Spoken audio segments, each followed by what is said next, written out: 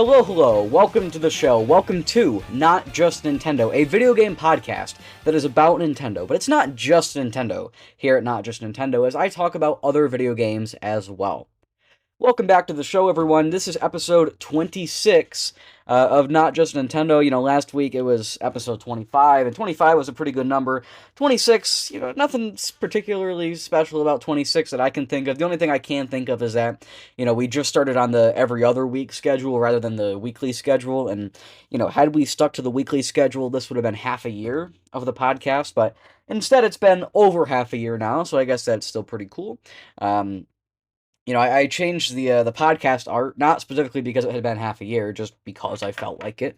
The art, you know, before it was the Mario on the left, not Zelda, oh my god, Link from Zelda on the right, and then the 64 controller, like clip art of it in the middle.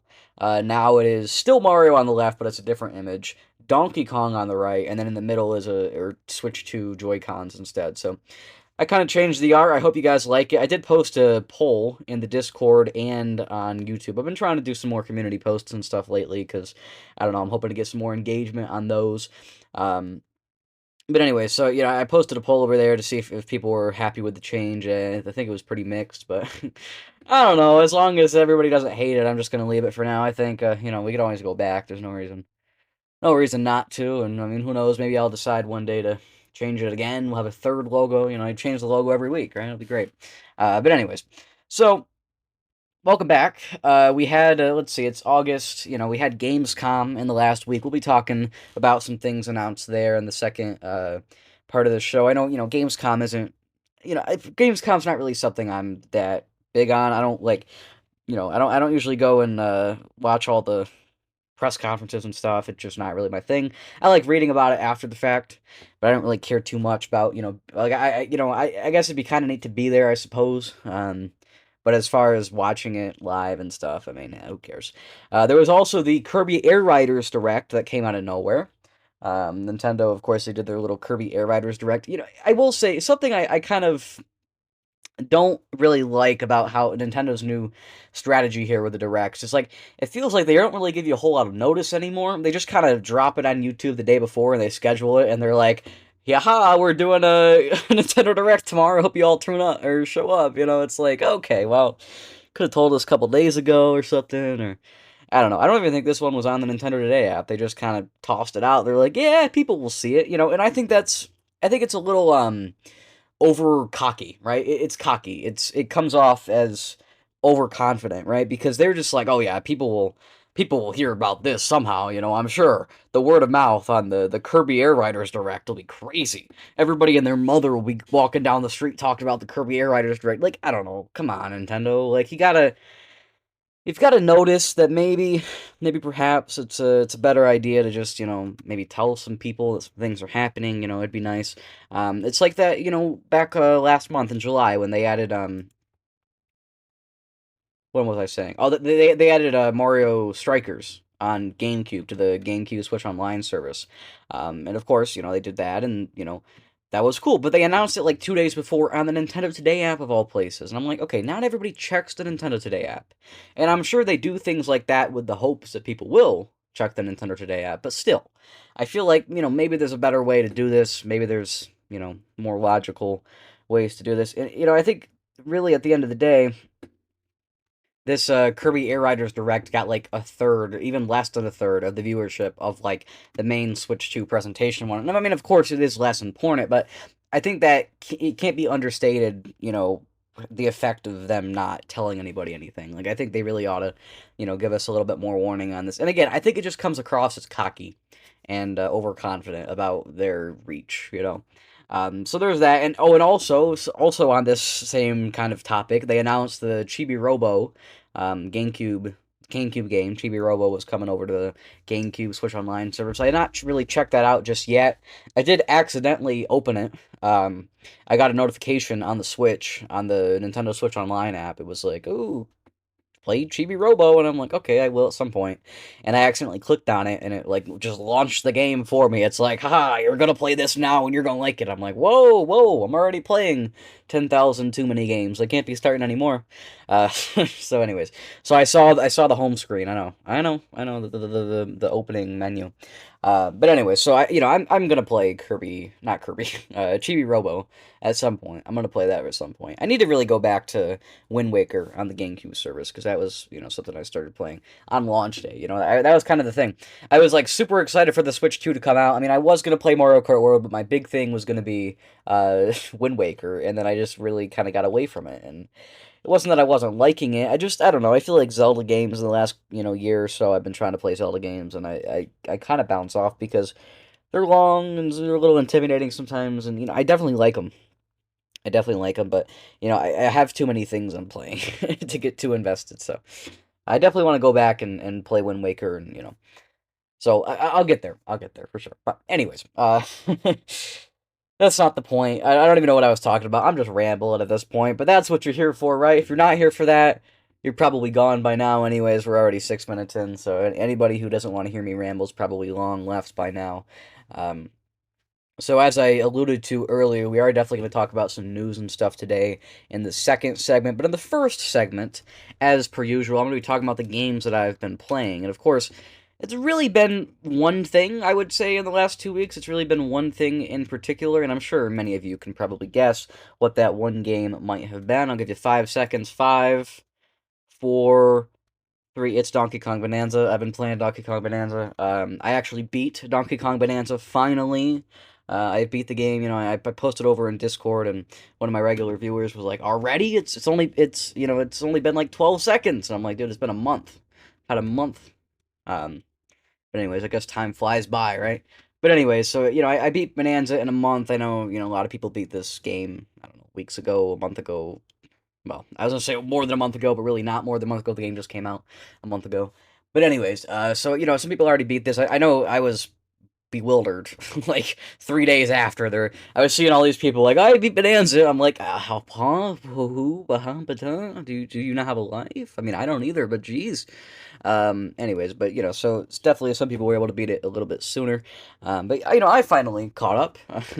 Took me about 33 hours and a little bit. Of course, I did a lot of extra stuff. I have like 650 some bananas in the end, so I'm definitely gonna go back and get them all, or at least get. I don't think there's a cap in Bonanza like there is in Odyssey. I'm pretty sure you can just get as many as you want with the gold and the banana gems and stuff. You can buy extras, so there's not really a specific number you have to get to, but I'm gonna get to 1,000. I've heard that that's kind of the thing you're supposed to do, is get to 1,000, and that's kind of all you need. That's like 100% of the bananas if you get 1,000, even though technically you get more if you just bought them. But anyways, I don't know who's doing that. Who's just gonna sit around and get to like 10,000 bananas? Like, it's stupid. But anyways, so I'm gonna get 1,000 bananas. I don't know when I'm gonna do that. I'm gonna probably work on that over the next, I don't know, 9 years. Who knows? I don't know. It could be 2 weeks. Could be 9 years. I don't know. I'm not really. There's no time period specifically that I'm working on this towards.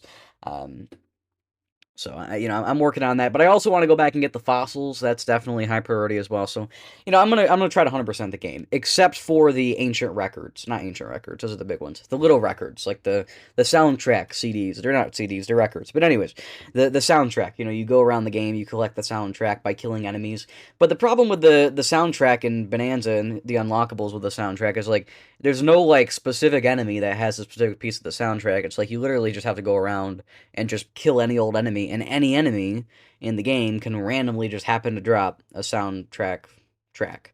So it's like, there's like 110 tracks or something, 115 or something like that, and you literally just have to stand around killing enemies over and over and over and over and over and over and over and over again in hopes that you get the soundtrack. I'm like, this is stupid.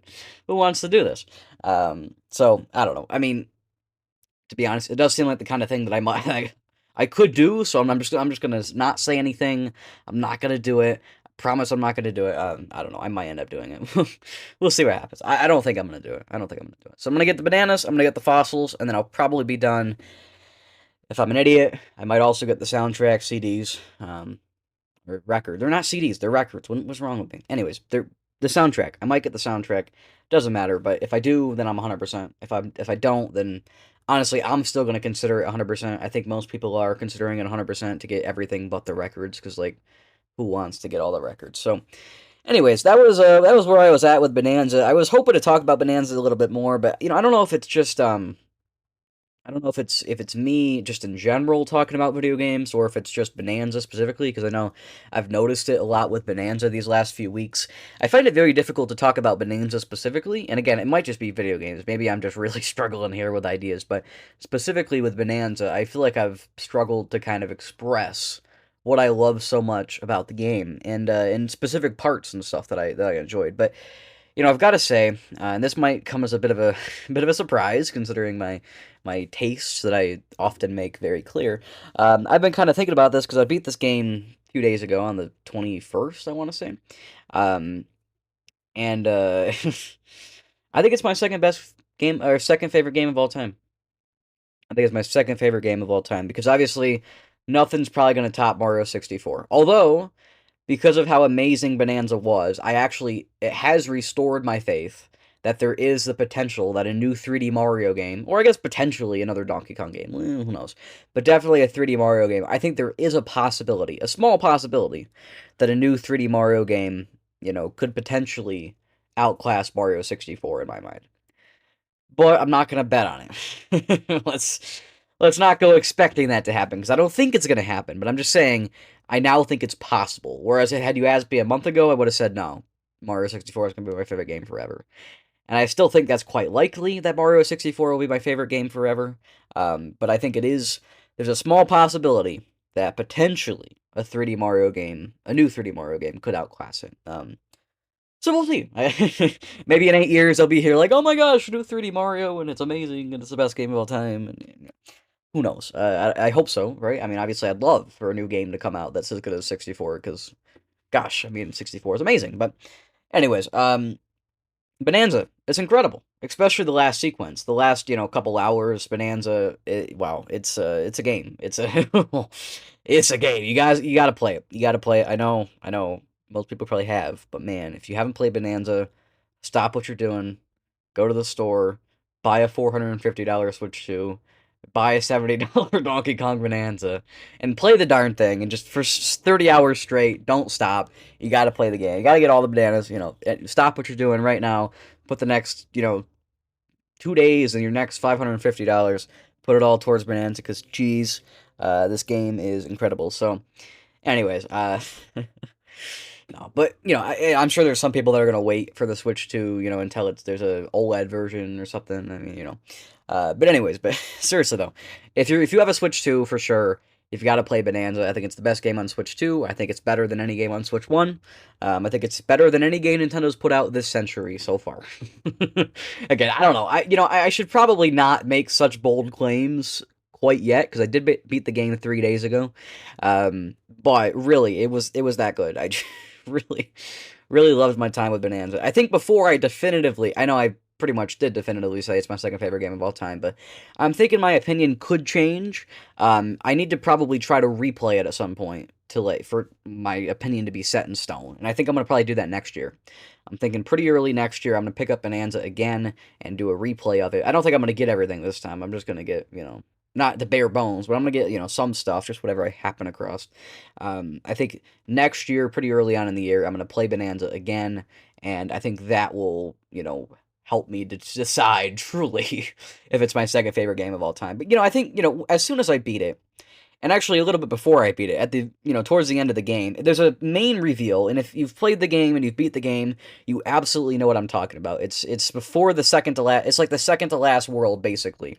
The very last world is like a, just a little bit to the boss, right? Like it's pretty short. But the one right before that, actually it's two before that. At the end of the two before that, there's a certain reveal that really I was gonna say really surprised me, but to be honest, I actually just earlier that day, because I knew I was coming close to the end, I was like, what if this happened? And, this person or this character did this. And, I was like, and I completely 100% guessed it, and there's a reason as to why. I don't want I don't want to get into spoilers. I will probably have a spoiler thing later for Bonanza. I'll have like a 5-minute thing, like I got to talk about this real quick. But right now, I'm not going to say that just yet. I want to do that at the end of the segment. But Yeah, Bonanza. It's phenomenal, and like I said, I need to replay it before I can definitively say it's the second best game of all time. But I think it's the second best game of all time. I was thinking about it, the day before, the day of beating it, before I had beat it. I was like, can this game is this game really, that good? I'm like, man, I think it is. And I was like, well, no, because I think there's a couple things I don't like about it, right? Because I was like, yeah, there's probably a couple problems with it. But then it occurred to me, I was like, well, you know what? My current second favorite game of all time is Mario Sunshine, and there's definitely some things wrong with that game too. So, I don't think necessarily a game has to be absolutely flawless. Even Mario 64 is my favorite game of all time. Mario 64 is not a perfect game. I was going to say it's not a masterpiece. It is a masterpiece. But I don't think it's quite flawless. I do think it has a couple of issues. If you're someone who cares about visuals, then yeah, definitely the visuals could be better. Right? No secret here. I'm not. Wow, I know, crazy, blasphemous that I would consider Mario 64 not the most amazing looking game. Personally, I don't care about visuals, so that's not really something that's much of a consideration for me as far as how a game or how good a game is, right? So that I don't care. What I do care about is the camera. Because, geez, Mario 64 does not have the best camera. It actually has one of the worst cameras. But at least, hey, at least it has a camera. Games like Crash Bandicoot and stuff don't have that camera control. And, of course, I can respect Mario 64. I think that's a big thing, too. I respect it. And I think it's probably, I think it's the second most influential game of all time. I think the most influential game of all time is Super Mario Brothers on NES, and the second most influential is Super Mario 64. Now, after that, I don't know, I couldn't say. It's hard to say. Of course, you could make any sort of argument. But my point stands. It's a very important game. It's a very good game. It's an amazing game. Bonanza, obviously, I don't think it has quite the same influence. It's brand new. Maybe in 20 years it will. I doubt it. But who knows? I mean. But I think it is close to as good. I think it's still. I think there's a pretty big gap there still between Bonanza and Mario 64. And I think a new 3D Mario game would probably go in that gap. I think it would probably be better than Bonanza, but not as good as Mario 64. And another thing with Bonanza, I think this has really made me want to go back to Super Mario Odyssey. Because, every week, not every week, most weeks, I complain about Super Mario Odyssey. Because Super Mario Odyssey, for me, was a huge disappointment. And I know that's not really a super common opinion, and a lot of people love the game, think it's amazing. I know there were some people out there back then, and even now, that say it's better than 64, or, 64 is the second best now, or, it's overtaken 64 in some capacity, some fashion. And obviously, I strongly disagree. I think Mario Odyssey is actually. I think it's worse than 64. I think it's worse than Sunshine. Jeez, I can't talk. And I think it's worse than both Galaxy games. I think it's worse than 3D World. It's worse than Bowser's Fury. It is probably better than 3D Land. That's not saying a whole lot. And it is better than the DS remake on Super 64 DS because that's also an awful remake. If you anyways, let's not get into it. The point is, I didn't like Odyssey very much. My problems with Odyssey, they were numerous. First of all, yes, I do think Mario controlled really fluidly and really well in Mario Odyssey. And as a quick side note, I know some people had said that they don't think Donkey Kong in Bonanza controls as fluidly as Mario does in Odyssey. And first of all, he's an ape. He's an ape. Look at him, okay? Look at Mario in Odyssey. All right, and then look at Donkey Kong and Donkey Kong Bananza, and tell me that Donkey Kong should be able to move around as fast and jump as high and and have the crazy hops that Mario does. But seriously, though, seriously, I understand. I think it almost makes sense that DK would be a little cumbersome. That said, I don't think DK is all that cumbersome. I actually think he still controls very well. I think DK is very fun to control. Personally, I actually kind of like DK's movement better than Mario's in Mario 64. Or not Mario 64, Mario Odyssey, I should say. And I do still like Mario 64's movement probably better than Odyssey. I really like the air kick, is specifically my thing that I prefer in 64. But anyways, my point is, I don't think the movement was as, flawless in Odyssey as some people like to suggest, and I think that it is still better, or maybe not better, but at least as good. I don't think Bonanza suffers, right? I know some people were like, oh, well, that's definitely something Odyssey still has in Bonanza, but no, I personally think Bonanza still has really good movement. The collectibles, I think, are much, I don't know how to say this. They're hidden much better. I think the fossils, right? The fossils are kind of the similar thing to the purple coins from Odyssey. But the fossils, I think, are hidden much better. I think they're in better spots, and to be honest, I think the fossils are a little less useful. Well, maybe they're not less useful. I don't know. Personally, I really didn't use the costumes in Bonanza. I know that was a feature you could engage with. You could go to the stores, just like in Odyssey, and you could buy new costumes, new colorations, new, whatever you wanted. For Donkey Kong, you can make him purple with, I don't know, a baker's hat, like whatever you wanted, right? And that's cool. And you could do that to Mario, too, in Odyssey. I guess what is kind of cool about Bonanza is that the Donkey Kong outfits actually do have an effect, right? So, like, I bought one pretty early in the game in a water area that increased Donkey Kong swimming speed by 15%, or sorry, 5%, 10%, whatever. I think it might have been 15, but whatever it is, it was a decent upgrade. I was like, all right, cool. And I bought those with the fossils. So the fossils actually do have like an actual use, right? And in Mario Odyssey, there's really no use. They're all just cosmetic things, which is cool. And I'm glad that there were the cosmetic things in Odyssey. And I used the costumes here and there in Odyssey. It's funny because I actually didn't use the costumes in Donkey Kong Bonanza, even though they were actually far more useful in Donkey Kong Bonanza, which is kind of an interesting thing that I've thought about. But anyway, so I think overall, right, the fossils have a better use in Bonanza. The bananas themselves have a better use in Bonanza, potentially. I think it's quite arguable, right? Because in Odyssey, you need X amount of moons to progress through the game. You need you need 10 moons to get to the next kingdom, or you need 10 moons to do the next thing in this one kingdom, right? There's checkpoints where they block you off, you need moons. I mean, this is obviously very standard behavior for most games, especially 3D platformers. Bonanza doesn't have any of that. There's very little that, blocks you off. At the very end of the game, there's a couple of things where it's like you need a certain amount of gold, right? Which, to be fair, if you don't have that much gold, you've been doing something wrong, right? If you get to that point in the game, in Bonanza, if you get right to the end of the game and you don't have enough gold to move on, you've been doing something wrong, because it's really not much gold you need, and it's very easy to get a lot of gold in Bonanza. You'd almost have to try not to have enough gold. So, anyways, but so there's nothing though that you need. It never says, oh, you need 100 bananas, or you need 10 bananas, or you need 1 banana. There's nothing. Never are you forced to get a banana, as far as I know. Maybe there's something with the tutorial where they're like, hey, you collect this banana, and if you try to leave, they won't let you. I don't know. Maybe there's something, but as far as I know, I don't think there's anything that tells you have to collect bananas. So you could go through the whole game, I think, again, unless there's something at the very beginning. I believe you could go through the whole game without getting a single one, or maybe you have to get the one at the beginning and then you're done, right? But you could go through pretty much the whole game without getting one. Which is kind of strange. So, in a way, you could say they're less useful in Bonanza, right? Because you don't actually need them to beat the game. But at the same time, they're more useful, because when you get 5 bananas in Bonanza, you get to access a skill tree, and you get to make upgrades and stuff. So there's a lot of, cool things that you can do to Donkey Kong to upgrade his moveset. And I will say, I got all the way to the end of the game, and I didn't max out the skill tree. And I got 650-some bananas. So you do actually need 1,000 bananas, or I don't know if it's 1,000, but it's close to 1,000. You do need a ridiculous amount of bananas to actually, finish out the skill tree.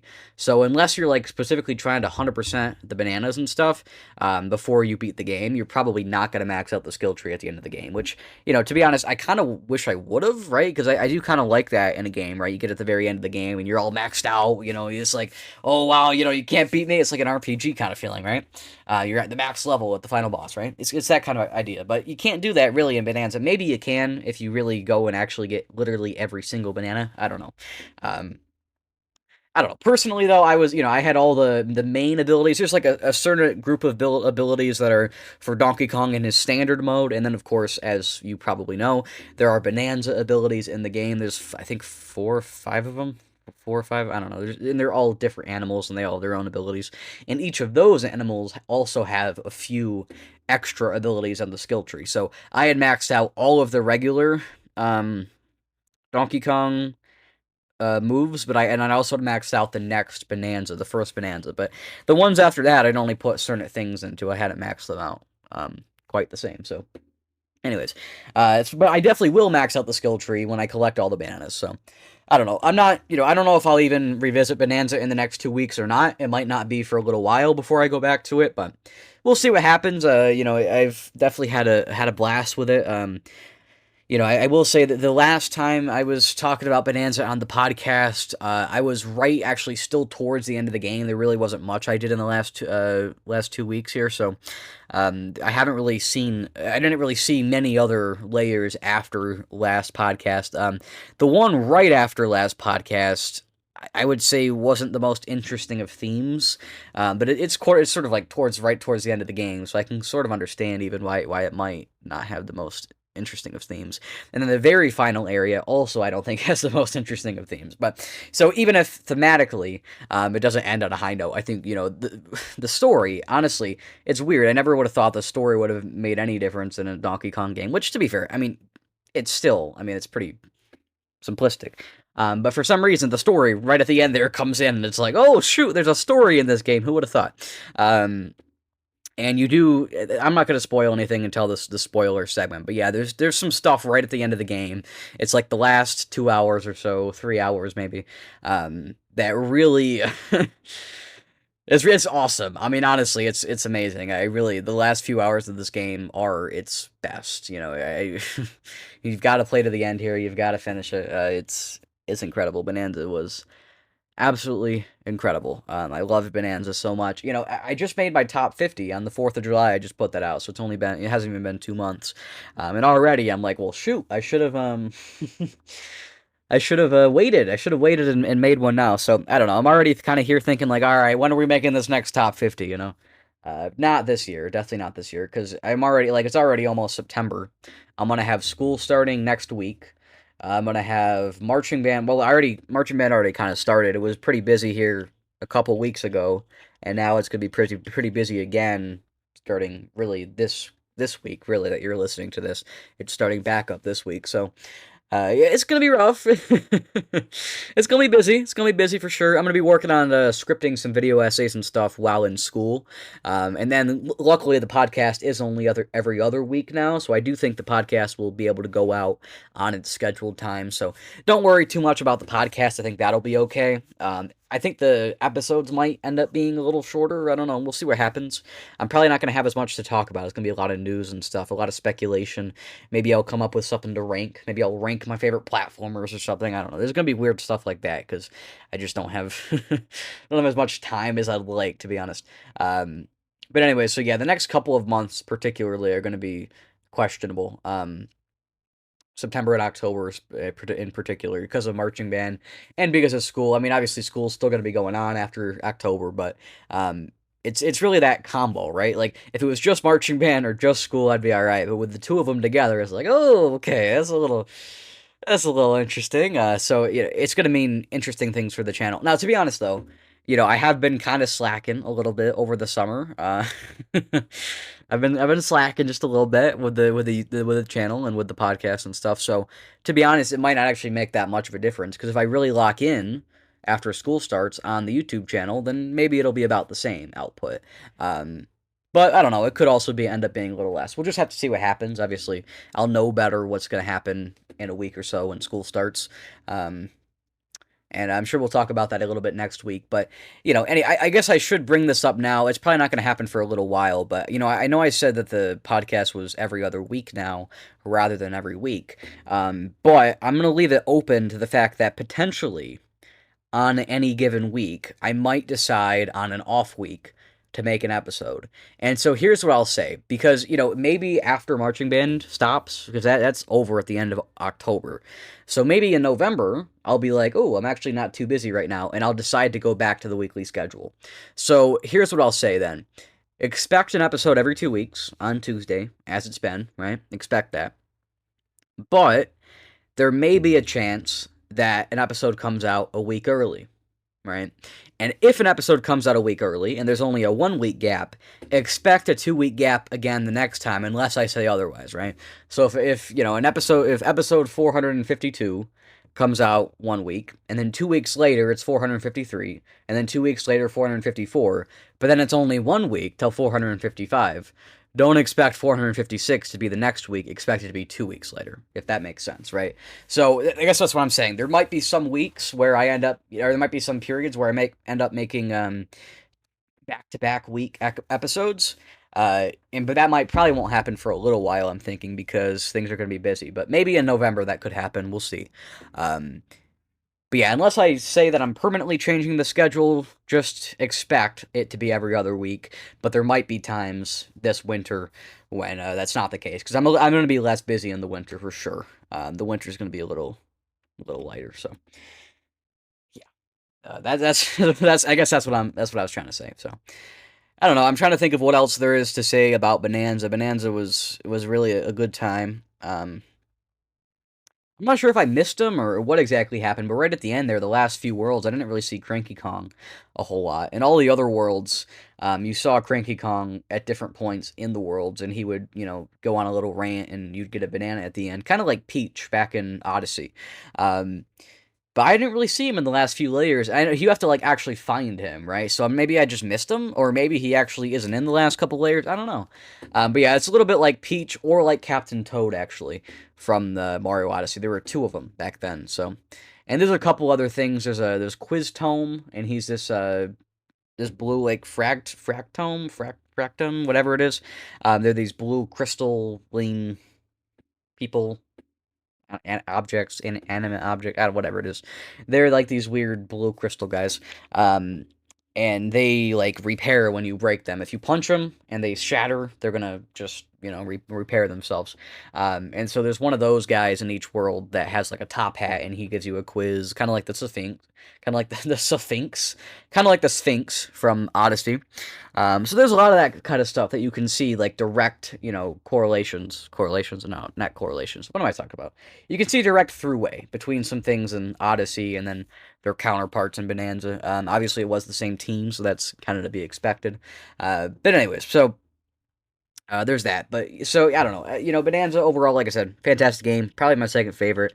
I definitely there's probably some more things I'll come up with next week to talk about with it. I'll probably have to go ahead and write some things down on a paper somewhere and be like, hey, these are things I've got to talk about with Bonanza, right? Because you know me, I'm a little forgetful here. I guess before we get into some spoilers for Bonanza, I'll talk about the last couple things for this segment, and then right at the end of the segment, I'll talk about some spoilers for Bonanza, and then we'll go on to the second segment. So it'll be a nice transition for anybody who doesn't want to get spoiled on stuff. So moving away from Bonanza, since I beat Bonanza, I've gone back to Yakuza 0, right? Of course, back at that direct, the partner showcase direct back in July, a few weeks ago. It's been almost a month now, right? Whatever it was, there was that partner showcase, and they announced Yakuza Kiwami and Kiwami 2. But of course, back on launch day of the Switch, we got Yakuza 0, which Yakuza 0, for those who don't know, is the prequel to the original Yakuza game that came out on the PS2 and got remade on the PS3 and then got remade again on the PS4. So the Yakuza Kiwami game is the first Yakuza game. It's actually a remake of the first Yakuza game.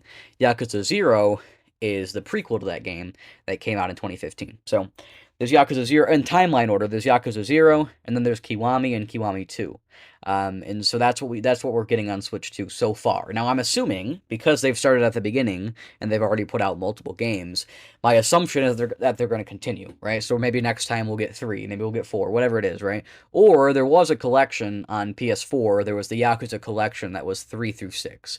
So we might get that as well. I don't know. But anyways, whatever we get, it does seem like they're actually going to go ahead and put out the whole series, or at least, a large chunk of the earlier parts of the series. And I'm totally down, because, I've been playing Yakuza 0, and I've got to say, it's fantastic. I love Yakuza 0 so far. It's fantastic.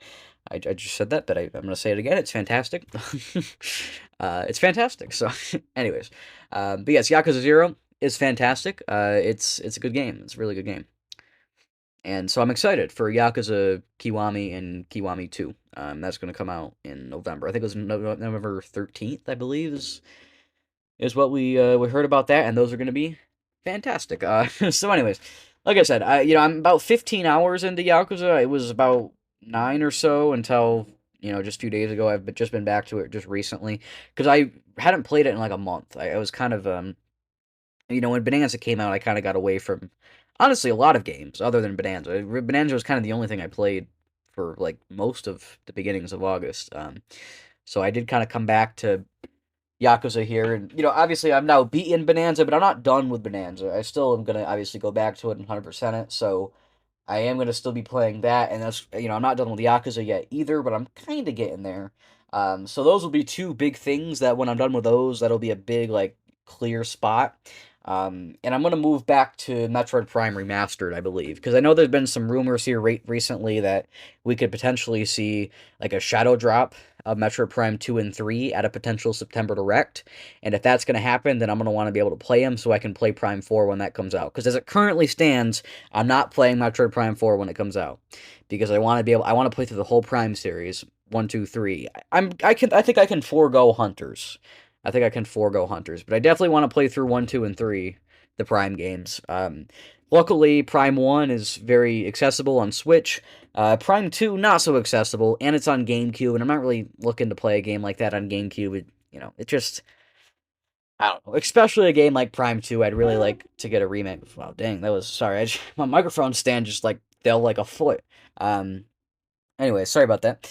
But yeah, so I'm really looking for Prime 2 to come to Switch 2, and I'm really looking for Prime 3 to come to Switch 2. I'm not, like, totally opposed to playing Prime 3 on the Wii, but I figure, hey, if they're going to put them out on Switch 2, I'd much rather play them there. So we'll see what happens. I'm hoping they put them out on Switch 2. I feel like they should have put them out on Switch 2 earlier, or on Switch 1 last year or something, but for some reason, they never got around to it, so hopefully they'll get around to it pretty soon, because I really like for those games to come out. I find it frankly ridiculous that they would put out Metroid Prime 4 without, putting out a way to get Metroid Prime 2 and 3. And I guess it's possible they just decide to drop Prime 2 on Switch Online.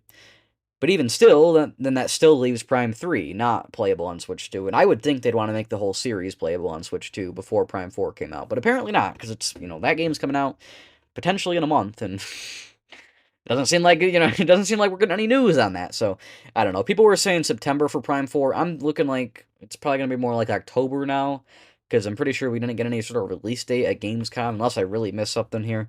And, it's already almost September, so I'm thinking it's probably going to be an October thing now. Maybe even a November thing. We'll see what happens, but I don't know. So, we'll see. But yeah, right now, I'm not going to play Metroid Prime 4, unless, of course, 2 and 3 come out. And if they do, I want to be ready for them. So that's why I need to go back to Prime 1 and beat that probably in the next few weeks, really, because I need to be ready in case Prime 2 does come out. So I need to get onto that ASAP. I might even need to slow down a little bit on Yakuza, because Yakuza, I don't have a time frame that I want to beat it in, just before November 13th, when Kiwami comes out. So I can probably slow down on Yakuza sometime over the next week or so, and transition over to Metroid Prime Remastered. I was like a few hours into Prime Remastered, but then I got like super lost, and I mean, of course, that's what you expect in a Metroid game. But yeah, I just was like, I kind of got turned off of it because of how crazily lost I got, and I couldn't quite figure out where to go, and I eventually just kind of gave up, and I moved on to other things.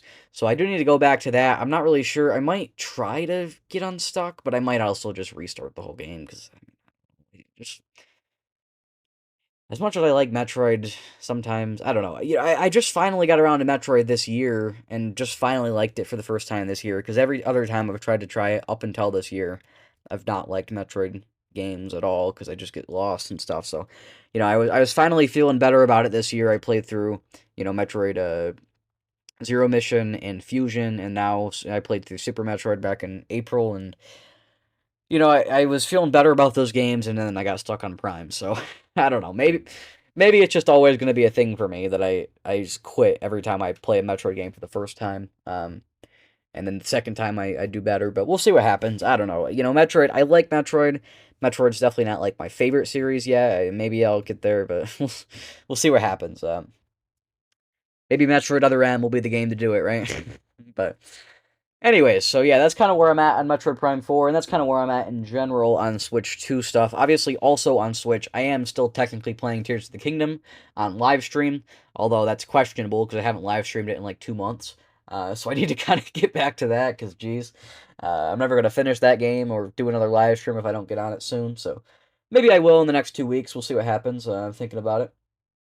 But yeah, that's kind of what we're looking at on Switch 2 right now. I've got to finish Bonanza, got to finish Yakuza 0, and I've got to go back to Prime 1, and then it's just going to leave Tears as the game I'm Let's playing. So I need to go back to some Switch Online stuff and clean that up as well, because I know on Switch Online I have Mario's Picross on the Game Boy that I was playing, and I do kind of want to play that whole game through because I think that'd be pretty cool. And it was pretty fun, so I think I'll go back to that. And then there was also Wind Waker, so I am probably going to go back to Wind Waker. After that, as far as stuff to start on Switch and Switch 2, I'm not really entirely sure. I am going to probably buy Kirby in a few days, and that's going to upset some things. So I don't know. It's gonna be weird. I'm gonna probably have to slow down on Bonanza and slow down on Yakuza so I can play Kirby when that comes out. This is of course is the Switch 2 edition of Kirby and the Forgotten Land. And I'm going to want to slow down on those so I can play Metroid Prime Remastered in the event that Metroid Prime 2 and 3 do drop on Switch 2. So that's kind of what we're looking at here for the next couple of weeks on Switch 2 for me. It's going to be Kirby when that comes out, and then probably some Yakuza and maybe a little bit of Bonanza as well, and hopefully some Metroid Prime if I'm feeling up to it. On PC, the only thing I'm really worried about right now is Final Fantasy 3. I was trying to play through the whole Final Fantasy series. I'm just trying to play a lot of 2D JRPGs. And I was playing through Final Fantasy as one of the many series I was working on. So as soon as I'm done with Final Fantasy 3, I'm going to start on Breath of Fire instead on Switch Online. And then when I'm done with that, I'll go back to Final Fantasy. I'll play the fourth one. So there's a lot of stuff. I have this all planned out, and there's a method to my madness every now and then. On PlayStation, because I haven't played anything on PS5 in a minute. It's been a bit. On PlayStation, I need to get back to Astrobot because it's been like 5 months. This is kind of getting out of hand. Not 5 months. It's been like 4 months. But anyways, it's getting a little out of hand. It's been so long since I played Astrobot, and I was really loving Astrobot back when I was playing it. And I'm thinking that would be a good conversation to have, Bonanza versus Astrobot. Now, obviously, I'm probably going to like Bonanza better, but I still think Astrobot's a great game, so I think there's a chance that would be a fun conversation to have, so I say conversation, I'm talking to myself here. There's nobody else to talk to.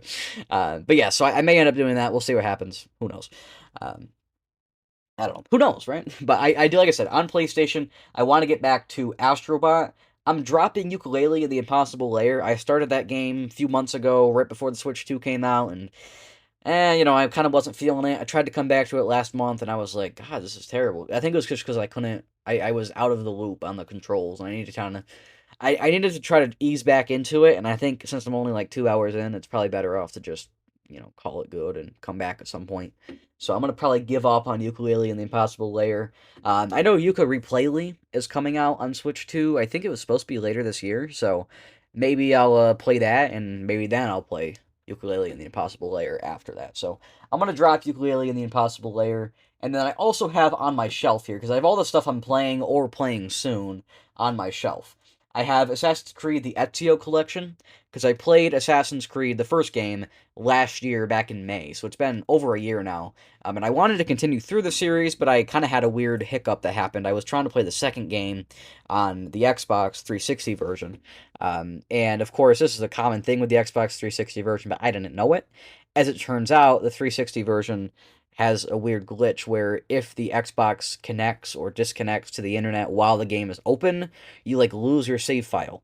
And it doesn't seem like there's any way to get it back. So I was 8 hours into the game and then I lost my save file. So I was like, screw this, and I quit playing the game. This was a long time ago now. This is last year actually. This was late last year, November or something. So it's been a long time.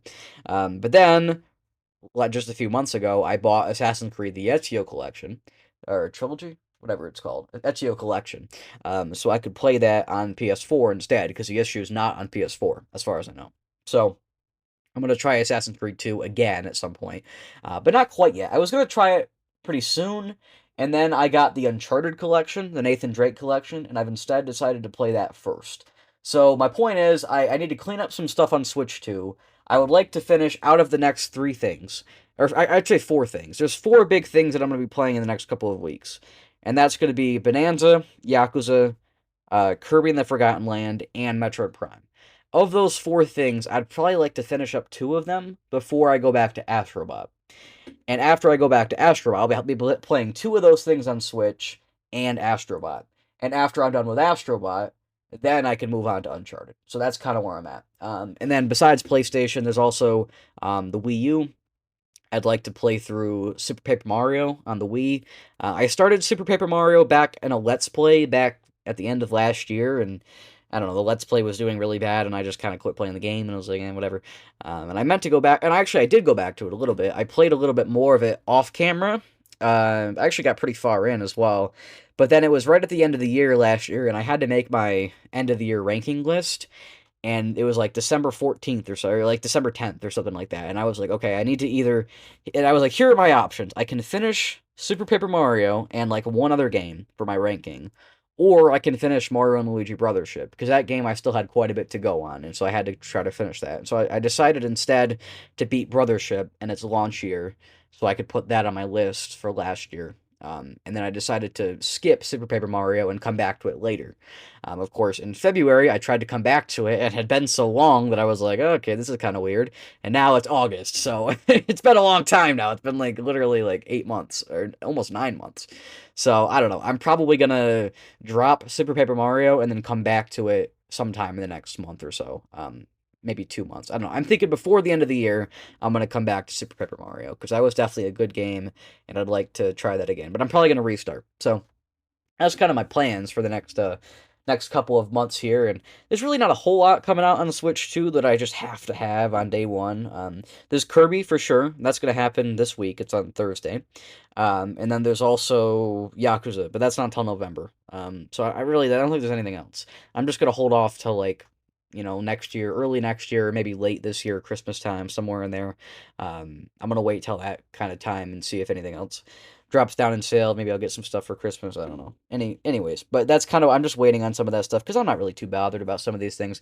I know there's like, there's Final Fantasy Tactics or those kinds of games. I'm like, those are all things that I'd like to have, I'd like to play, but I'm not really like dying to play any of those things. So I don't know. That's kind of where I'm at. That's my plans for the next few months. I do need to get back to PlayStation. Need to get back to the Wii U. It's really just been the Switch 2 since it came out, which makes sense. It's a brand new console, right? But I definitely need to get back to some of those things as well, because, like I said, I need to wrap up a couple things on Switch 2, and then I need to wrap up a couple things on PlayStation, and then I'll be feeling a lot better about my situation. And then I can play some Switch Online stuff again. That'll be fun. So things like Chibi Robo, right? And I also want to play Banjo-Kazooie. That's another thing that I want to try to beat. Probably not this year, because it looks like there's a lot of stuff this year, so. Anyways, that was a crazy tangent we went off on, but I guess real quick, I'm going to do some spoilers for Donkey Kong Bananza before the next segment. So next segment is going to be news. We're going to talk about news, and that'll be the rest of the show. I don't know how long this episode is going to be, but I think it'll be pretty normal length, I'm thinking. But anyways, so we're going to talk about Bananza spoilers. I'm going to give you a little countdown, so if you're, if you're in the car, or you're like walking around, or you're doing dishes and you're not at your phone, you get a warning here. I'm going to talk about spoilers in Donkey Kong Bananza. If you don't want to be spoiled, you better frickin' leave. There's going to be a timestamp in the description for what part to skip to. It'll be after the music break for the second segment. So I'm giving you a countdown here. 10, 9, 8, 7, 6, 5, 4, 3, 2, 1, 1/2, 1/4, 0. You're done. That's it. Time's up. Time's up. Donkey Kong Bananza. It's amazing. Oh my god. Let's talk about the final thing at the end. Right there at the end, you're there, like, the final layer is the planet core, right? Because the whole premise of the game is you gotta get to the planet core. So you and Pauline, because you're traveling with Pauline, you guys can get back to the surface, which I found interesting from the start, right? There's a rock you find at the start of the game. It ends up being Pauline, and the whole thing is like, hey, we've got to go to the center of the planet, right? We're pretty close to the surface, but we've got to go all the way to the center of the planet so that then we can go to the surface of the planet. Because the whole premise was that if you got to the center of the planet, there was the Bananian root, and the Bananian root could grant any wish, and the wish was going to be that they could go to the surface. So anyway, so you've got to bring Pauline, and the two of you work together or whatever. I mean, it's a little one-sided, but anyways. So the two of you are going to the planet core, and then when you get there, you're going to go to the surface. So you go through the whole game, blah, blah, blah. The story doesn't really matter. Finally, you get to the end. So this is right before the end. The very final layer is the planet core, right? You get to the planet core. And we'll talk about that in a moment. The layer right before the planet core is the forbidden layer.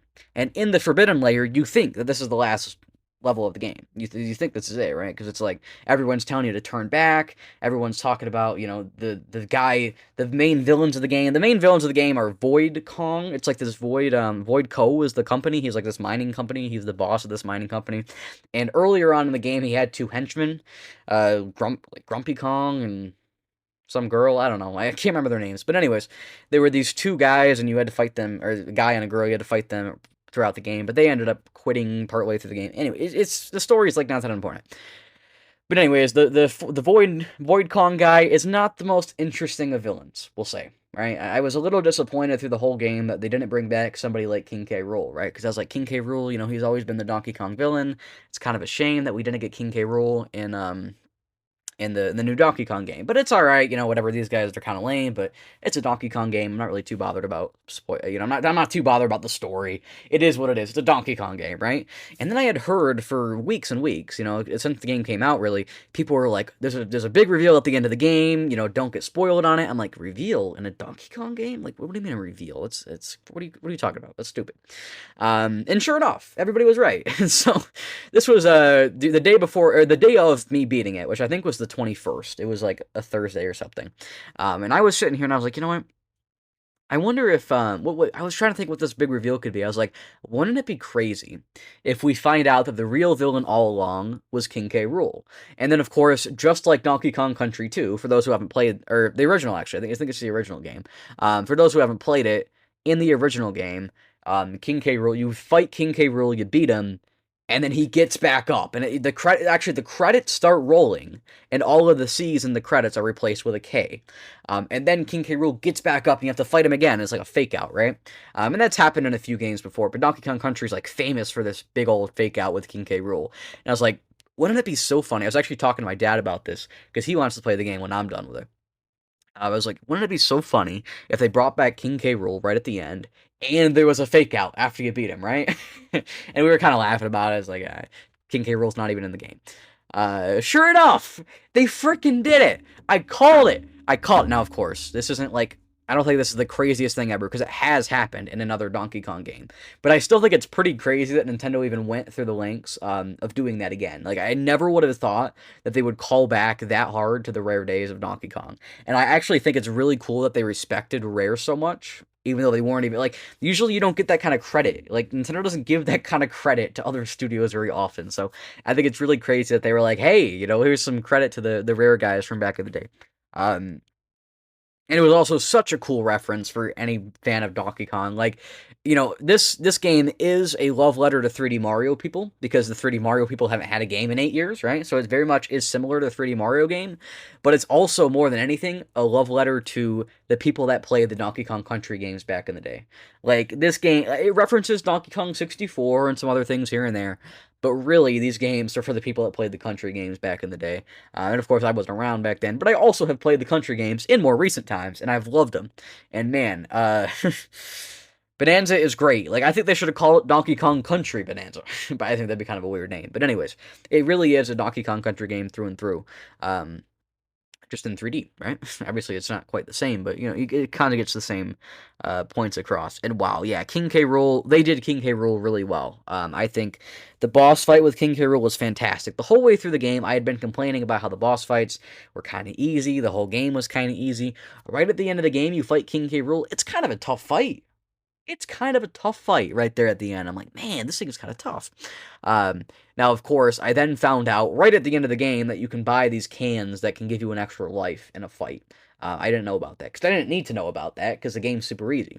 But that last fight, I used those, because it was pretty tough. But yeah, I was like, the last fight with King K. Rool, and you've got to use your banana powers, you've got to use the elephant, because he shoots the balls out of his cannon like he does back in the country games, and you've got to suck up the stuff it leaves behind and then shoot it back at him, and oh my gosh, what a fight. Man, what a fight that was with King K. Rool. I thought that was fantastic. The spectacle of it all was great.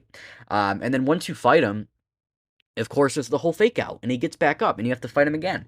And then, right at the end of the game, you get your wish granted by the Bananium root, and you're like skyrocketing it up from the earth, you're going back to the surface, and then all of a sudden, you hear the Gangplank Galleon from Donkey Kong Country 2, oh my gosh. And King K. Rool, he's freaking back. It's the credits, and it's got all the K's in it again. I was like sitting here, I was like, oh my gosh, like I was freaking out. This was the greatest thing of all time.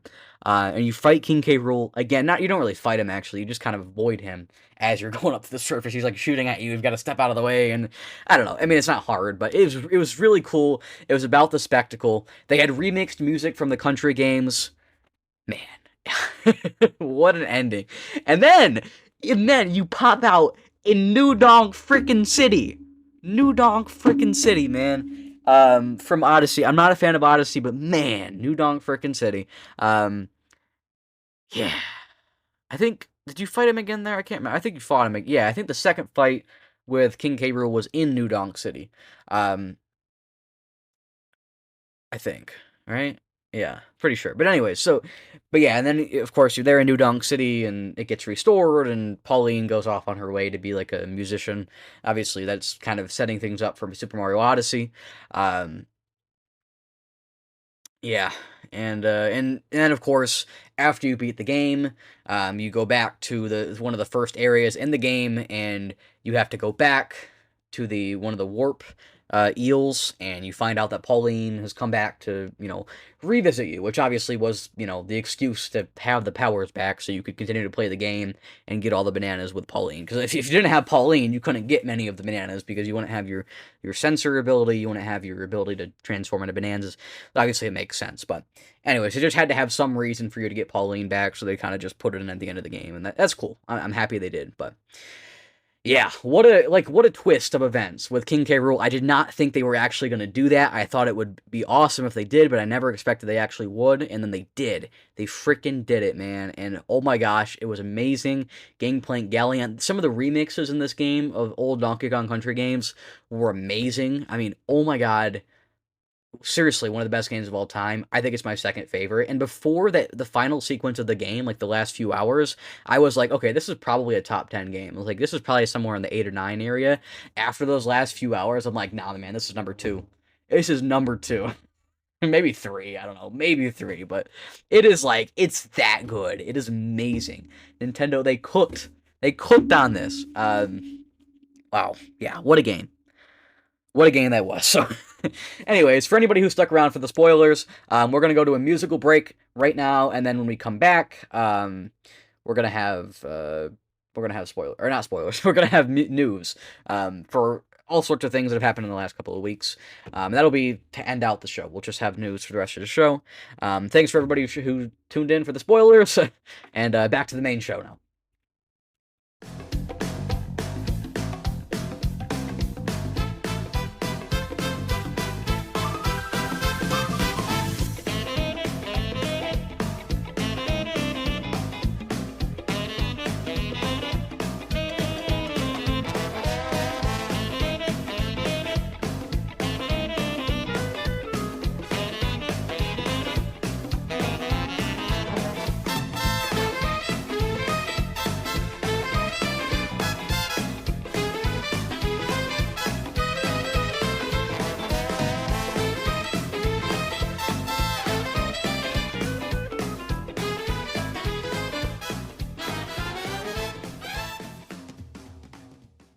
Yo, welcome back to the main show. This is the second segment now of the show. Welcome back, everybody. We have some news to cover, as per usual. That's kind of how things tend to go these days. I'm going to start out with some stuff from Gamescom. Now, I actually didn't watch the opening night of Gamescom live. I watched it later, like yesterday. I watched it, later. But, I found a cool article from Games Radar recapping all the stuff as well, so I kind of have it all here on a list. I'm just going to kind of read off some of the stuff. A lot of it I probably won't have much to say about. I'm probably not going to read everything. So there's a Fallout Season 2 trailer, the TV show. Jeff Keighley showed us some Hollow Knight Silksong gameplay. We'll talk a little bit more about Silksong later. I know I have other stuff to say on that, but obviously that was a big, crazy thing that happened in the last couple of weeks. I think that was just 3 or 4 days ago, right? It was Gamescom opening night. But anyways, I'm recording this on Monday. But yeah, so Hollow Knight Silksong is coming out. I know this has been something that a lot of people have waited for 7 or 8 years at this point. I believe Hollow Knight came out in 2017, but then it didn't get popular till 2018 on the Switch, I believe, unless I'm getting the years wrong. Maybe it's 2018 and 19. I thought it was 17 and 18, but I could be wrong. But obviously, Hollow Knight Silksong was announced way back then as DLC originally for Hollow Knight, and then as time went on, it became its own game. And I know, back in 2019, I believe, Xbox had some gameplay of it, and, we've seen gameplay at multiple different times, throughout the last, 25 years, not 25, but 7 or 8. And apparently it's finally coming out. It's coming out in like September 3rd or 4th, I thought. I know I said we were going to talk about this more later, but I guess now we're talking about it now. So yeah, September 4th, that's what it was. September 4th, Hollow Knight Silksong. I know a lot of people are going to be thrilled about that. Personally, I'm not going to grab it. I will probably play Silksong at some point, but I haven't even played the first Hollow Knight, and I do want to play the first Hollow Knight at some point. But I kind of, I've just recently gotten into Metroidvanias. I've tried a couple years and years ago, but really just this year, I've finally been open to Metroid again, and again, I say again, but this time I've actually beaten 3 games. So I'm working through the Metroid series. When I play all the Metroid games, all the 2D ones at least, and then maybe all the Prime ones as well, then I'll try to branch out and play some other Metroidvanias. I want to play some of the Castlevania games, and then I want to play some of these indie Metroidvanias of recent years. Mainly Hollow Knight is one of the bigger ones, because I know a lot of people love it. So I will definitely get to Hollow Knight probably next year, to be honest, because I'm thinking, really with Metroid, I've played through the 3 on Switch Online. So there's Metroid Zero Mission, Metroid Fusion, and Super Metroid on Switch Online. Besides those 3, there's 2 other ones. There's Metroid Samus Returns, which is the remake of Metroid 2, from Game Boy, and then there is Metroid Dread, which is the newest one on the Switch. And I happen to not have either of those 2 games. Metroid Samus Returns is on 3DS, which I don't love playing things on the 3DS, to be honest. But I'll deal with it. I'll deal with it to play the game because I've heard it's good. So whenever I find those games physically, I'll pick those up and I'll play those at some point. And I could see myself playing one of those 2 games before the end of the year, and then the other one probably next year, unless I just find them both super soon. But I don't know. I'm kind of looking, but I'm not like hunting around like online or anything. I don't buy a whole lot of stuff online. I like looking for stuff in stores, and all the stores around me are closing, and it's such a shame. But anyways, so at some point I'll get Metroid Dread. At some point I'll get Metroid Samus Returns. I don't care in what order I play those 2 games in, but when I do get those 2 games and when I play them, then I'll go ahead and branch out to other Metroidvanias. And I do think I'll put Hollow Knight as one of the earlier ones I try, because I know a lot of people. It's one of a lot of people's favorites. So that's yeah. So Hollow Knight Silksong, first it's not like a big thing for me. It is, I guess, moderately exciting because it's like, oh, finally people will stop talking about this after all these years. Maybe we can hear about some other thing for once. But so I guess that's cool, and I'm sure it's probably going to be a good game. I'm sure a lot of people will be very happy with it. But I guess what surprises me here is because Hollow Knight ended up being so high profile of an indie game, I would have thought that the next Hollow Knight game would have been announced in a big like Xbox Direct or in a big Nintendo Direct, and it would have had like a multiple month announcement to launch cycle. But for some reason, they were like, hey, we'll announce it like 2 weeks out. Yeah, it's fine. People will buy it anyway. And I mean, I guess that's true. People are going to buy it anyway, but I don't know. I find it interesting. All right. Black Ops 7 is coming out in November next. No, I don't know. It's, yeah, apparently Black Ops 7, I think the biggest news from this reveal, because I don't care about Call of Duty. Man, it is raining so hard outside. That's crazy. I hope you guys can't hear that. It is like raining like really bad. Anyways, okay. Black Ops 7. It is coming out this year in November. I think we knew it was coming out this year. It's been given its release date. I think the bigger news from this announcement, the only thing that kind of interests me, is that it's still coming to PS4 and Xbox One. There's been very little now in the last year or 2. They've finally started to leave the PS4 and the Xbox One in the dust. As things have finally are starting to move on, and it's a little surprising that such a big game would still be coming out on the PS4 and the Xbox One. But obviously, they don't want to leave behind that audience. Something like, Call of Duty's got a large audience, and they want to make sure they can widen the appeal as much as possible. So I guess it does make sense. I would assume this is probably going to be like the last Call of Duty that's on PS4 and Xbox One, right? I mean, maybe this is a crazy assumption to make, but that's my guess. Is this is the last one, the last hurrah? Maybe there's going to be one more. I don't know, but. Anyways, I'm probably never going to play a Call of Duty game. Actually, that's not true. I probably will at some point. I'll probably play the campaigns for some of the older ones at some point. At some point. Um, I'm not really looking to. So it's just going to be one of those things that maybe 10 years from now, I'm like, hey, I guess I'll try this and maybe I'll like it. I don't know. Probably not, to be honest. We'll see what happens. But I'm pretty sure I will never play um, more than perhaps one game of an online Call of Duty match. And only if it's like I've bought a Call of Duty game for the campaign and I'm like gonna try it one time just to see what it's like. I highly doubt I'll ever actually. I mean, I'm never gonna get into Call of Duty. I can actually guarantee you that it's never gonna happen. All right, Black Myth Wukong. There's a new game. Yay, Tencent. Welcome our Chinese overlords. Yay. I don't know. I probably will never play Black Myth Wukong because it's a whole thing. But there's a new Black Myth gang, Zhongku. I don't know, man. I don't know how to say that. I hope there's nobody Chinese in the audience. Probably laughing at me right now. That's cool. I don't know how to say that. Zhongkui, whatever. Who cares? There's a new Black Myth gang. I don't know. Somebody will probably like it. Who cares? Really, really couldn't care. There's a Lego Batman game, or maybe it's DLC. I actually don't really. I was a little confused as to what was going on. I think it's a new game, right? Yeah, it is a new game. So a new Lego Batman game. I know there were Lego Batman games years ago. They did a few of them. So I guess that's honestly that's kind of surprising that they're still leaning into the Lego games so hardcore. I know. The Lego games kind of they went through a long phase there where there were like multiple every year, and then they kind of slowed down a little bit. And I think the big turning point here recently was Lego Star Wars: The Skywalker Saga. Because when that game came out, like, because at that point when it was first announced, I actually still kind of cared about Lego games. And I mean, I want to say it was announced in what 2020 or something like 2019. So it was a long time ago. So I pre-ordered it from GameStop, and it got delayed and delayed and delayed and delayed just over and over again. I mean, it ended up coming out like 2 or 3 years after it was originally announced.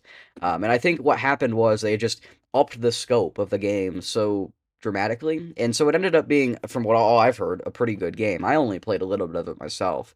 I probably will play it again at some point, but now I actually have a PC version of it too because it was free on Epic Games on Star Wars Day. So I guess if I want to play it there, I could as well. I'll probably still just play it on Switch if I ever do go back to it. But anyways, my point is, Lego games, it seemed like they're kind of in a new era right now. As somebody who doesn't really play them anymore, I can look at it and still see, but like, hey, look, it definitely seems like there's some weird stuff going on. With that. So I don't know. I'm assuming this Lego Batman game is also going to be a pretty large scope. I don't know anything about it. I don't really care to know much about it, but I guess it's interesting. All right, one more level. They were the developers of Ghost Runner. They are now making a new Souls-like. It's a first-person Souls-like.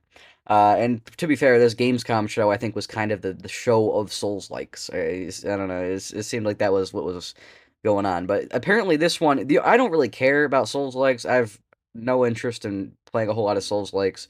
Like I said, I am going to play Hollow Knight. That's kind of a Souls-like. Maybe at some point I'll go back to Elden Ring, but I wouldn't place any money on it.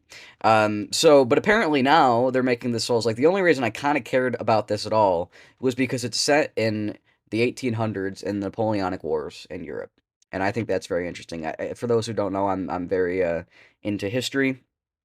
I quite like a lot of history stuff, and specifically, actually, I very enjoy European history of that era, and I very much enjoy learning about Napoleonic times and stuff. So I think that's kind of interesting. So I'm going to be keeping my eye on this. I'm probably not going to play it, but I'm very interested to like watch some gameplay or something when it comes out and see kind of what it's like. Because yeah, that definitely seems interesting. Kingdom Come Deliverance 2 DLC, I don't know, City Builder, who cares? I don't know what this is. New CRPG from the studio that made Disco Elysium. There's another Souls-like, Lords of the Fallen 2. So Lords of the Fallen 1 came out in 2023, and now there's a new one, Lords of the Fallen 2. Um, Sekiro anime. I don't watch anime, and I don't play Sekiro. There's a new Warhammer game, or maybe it's a expansion. I'm not really sure. Here's an interesting one, Absalom. So this was announced. It's a new beat 'em up coming to PC, Switch, PS5, PS4.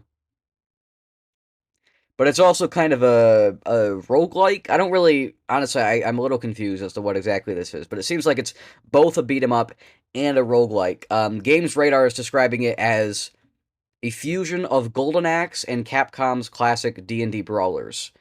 This is coming out in October, apparently, so it's not really too far off. So this is moderately interesting. I've only just recently played a couple beat 'em ups and thought they were decent enough, so I'm sort of in the market for beat 'em ups, but it's definitely not something I'm gonna buy like day one. But I just think it's a weird looking thing. You play as a wizard frog.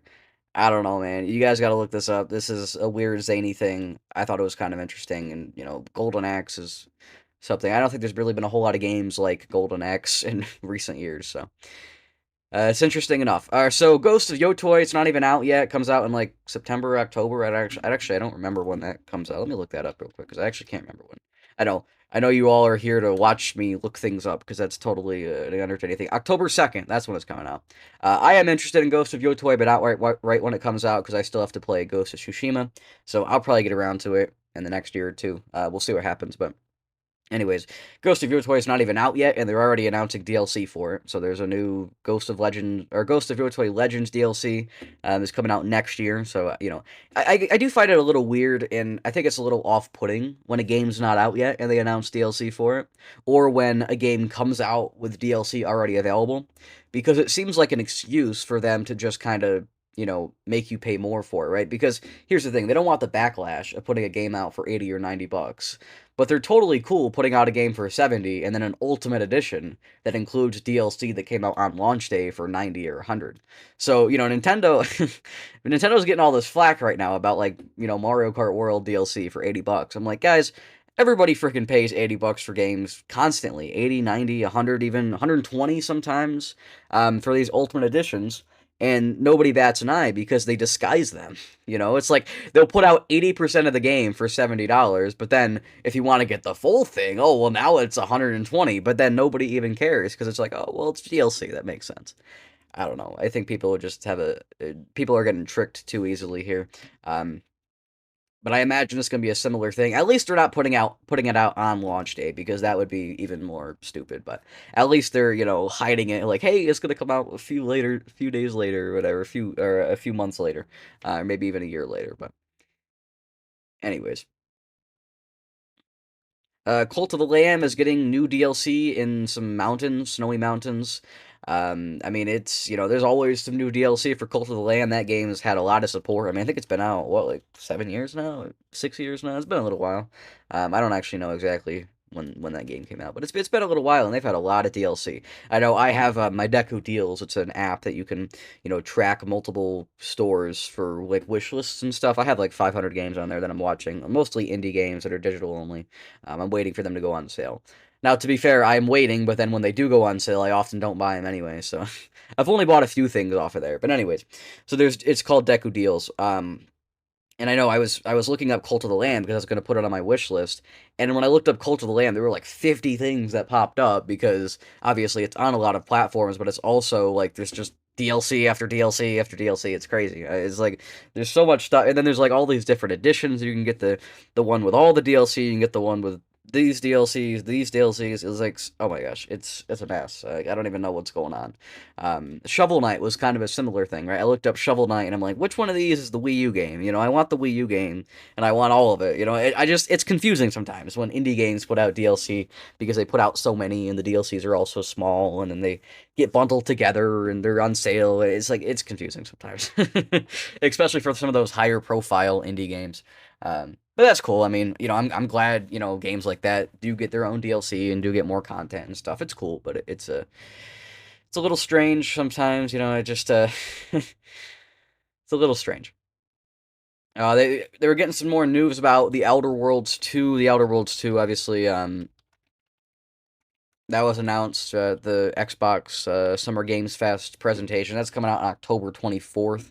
So that's gonna be a pretty big profile thing. That's by Obsidian. You know, Obsidian. I don't even know what the last thing Obsidian put out was. It's been a little while, so that's pretty cool, I guess. It's another thing in the Microsoft wheelhouse, obviously, but I guess, they're still talking about the Elder Worlds 2. Obviously, that's to be expected. This is kind of the last big event before that game comes out, because the next thing where there's going to be a lot of announcements is probably, I would say, the Game Awards. I don't think there's really anything else too big in between now and the Game Awards.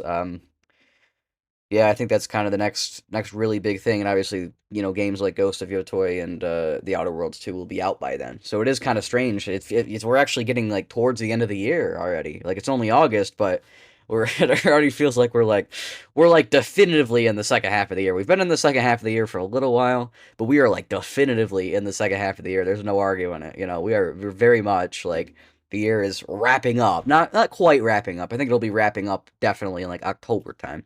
But that's only a month away in a little bit. So I don't know. We're definitely we're definitely making good progress on the year, I suppose. Things are winding down before too long. So I don't know. We'll see what happens. I'm assuming there's going to be some big stuff. I know the Game Awards is going to be interesting. Obviously, that's not for a little while, but especially when the podcast is every 2 weeks now, it definitely feels like time goes pretty quickly. Because it was just a few episodes ago now that the Switch 2 came out. It really wasn't long ago. Um, anyways, it's just some weird stuff like that. So, Outer Worlds 2. Vampire the Masquerade, that game came out in 2004, the first one. And now, Vampire the Masquerade Bloodlines, I think it was called.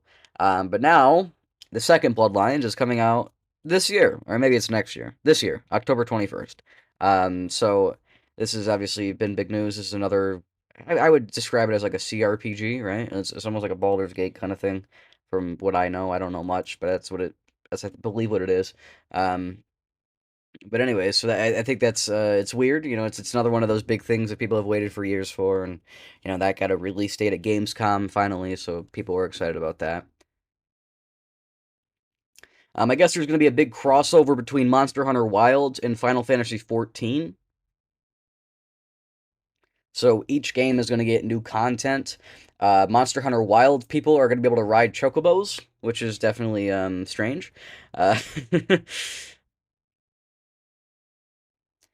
And Final Fantasy XIV, they're going to be able to ride secrets. I don't actually know how to say that. I don't play Monster Hunter. Um, and there's going to be large monsters to fend off, Monster Hunter style.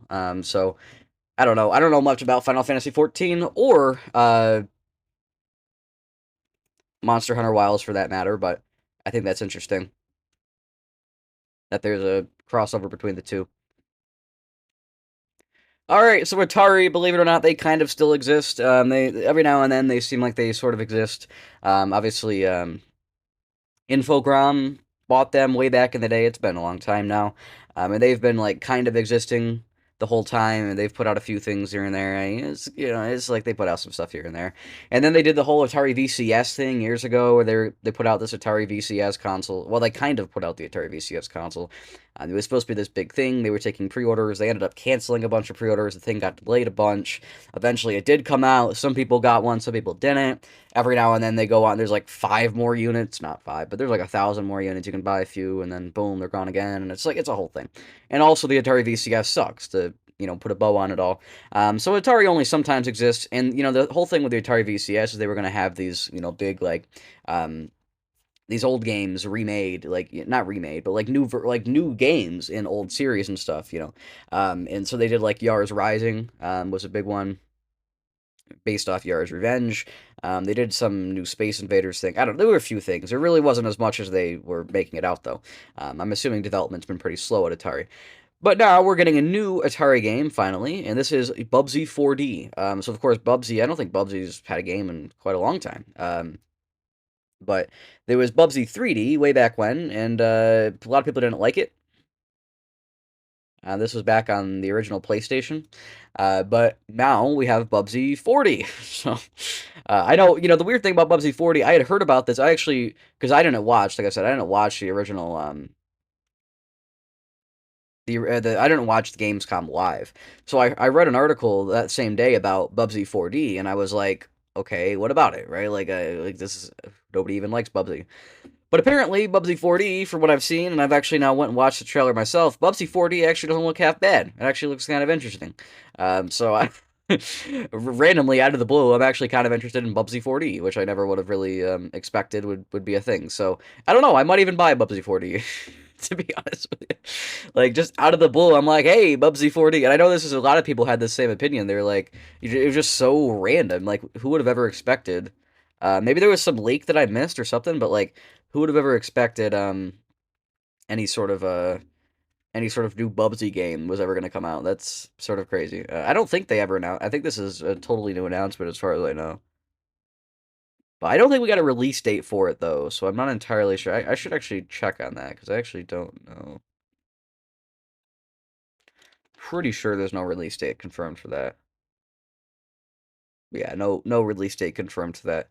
That's kind of a shame. It just says coming soon, so with Atari, that could mean any time in the next 44 years, so we'll see what happens. Alright, so that's, I think, all of the big Gamescom stuff that I saw. You know, like I said, I didn't watch it until just a couple days ago, and honestly, I didn't find any crazy announcements that I was really too concerned about, or I didn't care too much about. The only thing that was pretty interesting was Bubsy, out of the blue, randomly. But I guess, you know, we already talked about Silk Song earlier, but I also read the other day, and I think I found this original article. I'm pretty sure that this is the one I read, but apparently, Hollow Knight a few days ago peaked on Steam. It had the most concurrent players it's had since 2022, I believe. Um, yeah, they had almost 40,000 players, concurrent players, and their previous record was back in 2022 with like 20,000. So, of course, you know, as soon as Silk Song got announced, you know, it's interesting because I actually saw some guy posting on Blue Sky as well. He's like, man, I didn't get a chance to play Hollow Knight before Silk Song was coming out. And I'm like, bro, it's been like 7 years, 8 years, you know? Like, how is it that all of these years people have been complaining about how it's been such a long wait for Silk Song? And now that the game's coming out, they're like, well, shoot, it hasn't been long enough. I haven't had enough time to play it. I'm like, what's wrong with you people? So obviously there's people in both camps. There's people that are like, hey, you know, I played this 8 years ago and I've been waiting for a new game. But there's also people in the camp that are like, shoot, well, I thought this game was never coming, so I didn't play it. And I think that is part of the problem with such a short announcement to release, you know, schedule. If I hear about a game that's coming out in 3 months, then yeah, maybe I have an opportunity to go back and play the old one. But if it's coming out in 2 weeks, maybe not so much, you know. I mean, if I had heard that Hollow Knight Silk Song was coming out 3 or 4 months from now, then yeah, maybe I would have went and tried to play the original one earlier.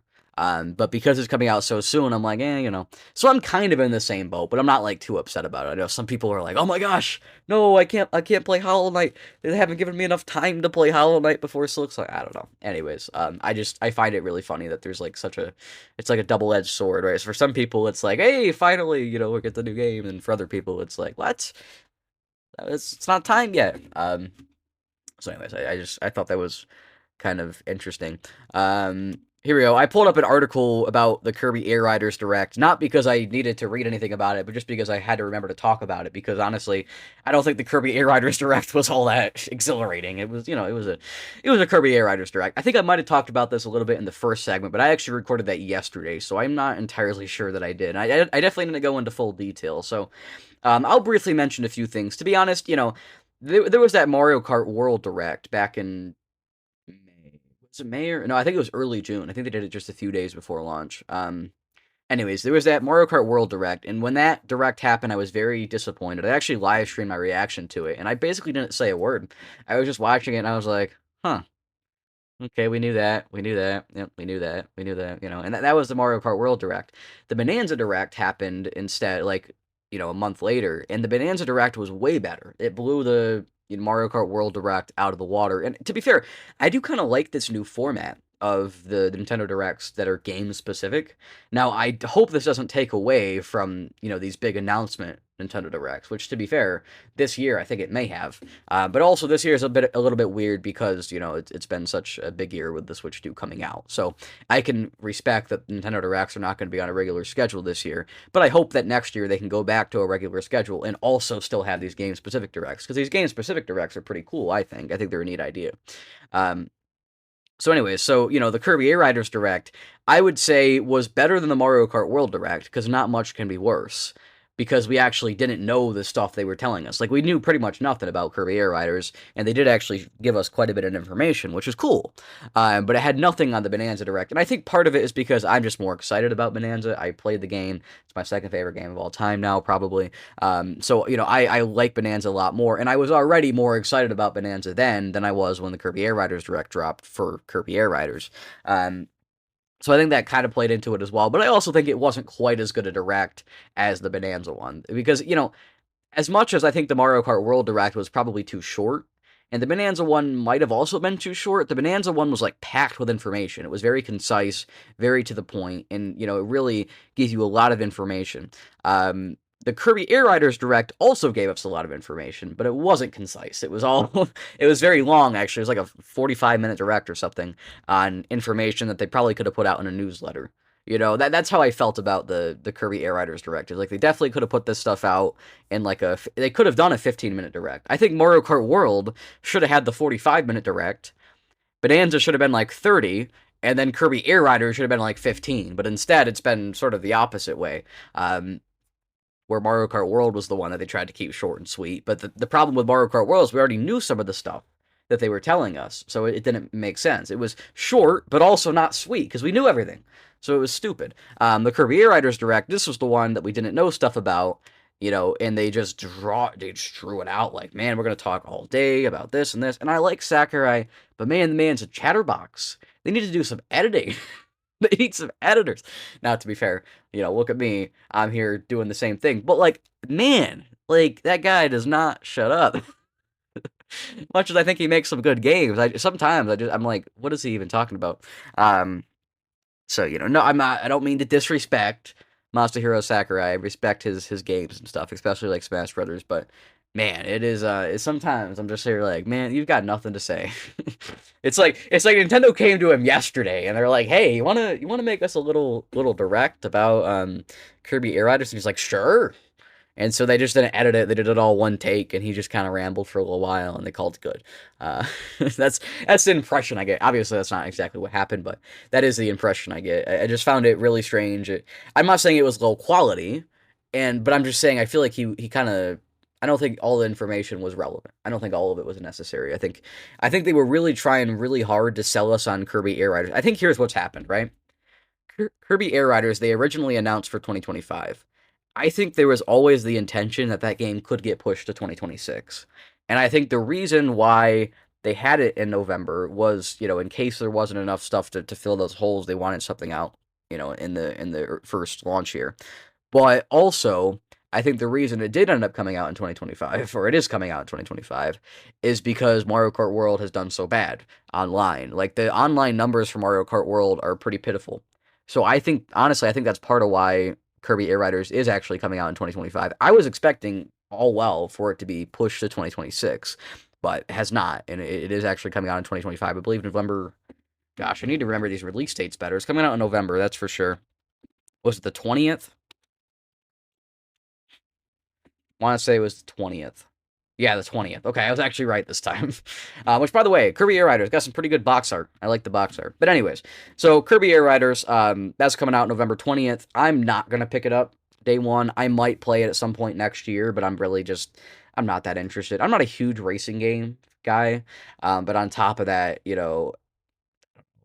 doesn't really seem like there's much going on. It feels like there's not much going on, but there's also a lot going on at the same time. And honestly, Kirby Air Riders, from what they showed in this Direct, it actually kind of gave me F-Zero vibes, right?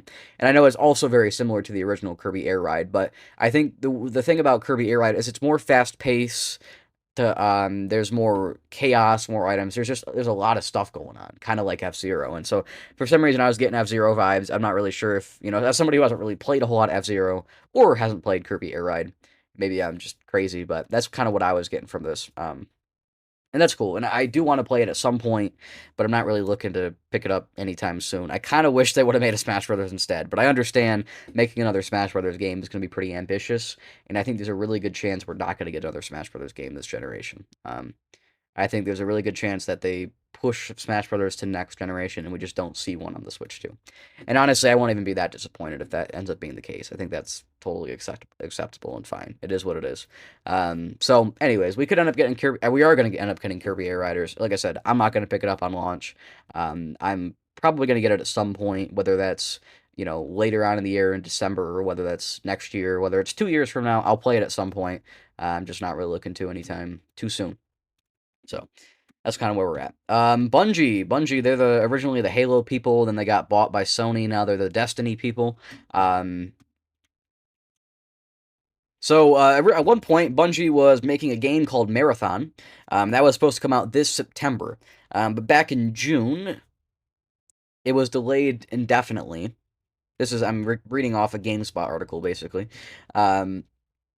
Because Bungie was fully integrating into PlayStation Studios.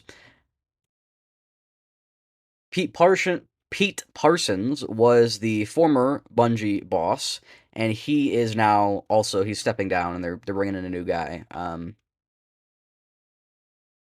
Who's the new guy? Justin Truman. He's gonna be the new head of Bungie.